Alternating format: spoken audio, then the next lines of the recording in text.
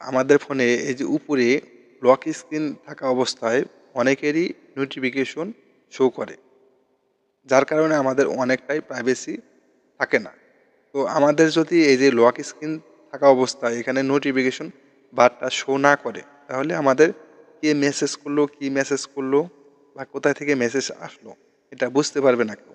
এই কাজটা আপনারা কিভাবে করবেন বা এই সেটিংটা আপনারা কিভাবে অন করবেন, যা এই ভিডিও থেকে জানতে পারবেন। তো চলুন আমরা এই সেটিংসটি করে আসি, কারণ এই সেটিংসটা করা খুবই জরুরি, তাতে আমাদের প্রাইভেসিটা সেফটি থাকবে। তো এই জন্য আপনাকে আসতে হবে আপনাদের ফোনের সেটিংসে এসে আপনারা আসবেন এই যে নোটিফিকেশন স্ট্যাটাস বারে। এখানে আসার পরে এই যে দেখতে পাচ্ছেন ম্যানেজ নোটিফিকেশন, তো এখানে ট্যাপ করবেন। এখানে ট্যাপ করার পরে এই যে দেখতে পাচ্ছেন লক স্ক্রিন নোটিফিকেশন, তো অনেক ফোনেই থাকবে, এইগুলা সেটিংস থাকতে নাও পারে। তো আপনারা সার্চ বারে গিয়ে লিখবেন লক স্ক্রিন নোটিফিকেশন।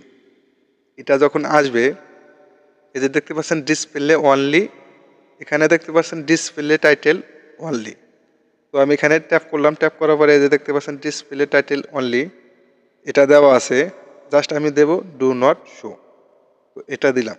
এটা দেওয়ার পরে এবার আমার যদি আমি এটা লকও করে রাখি, তাও আমার এখানে শো করবে না নোটিফিকেশন।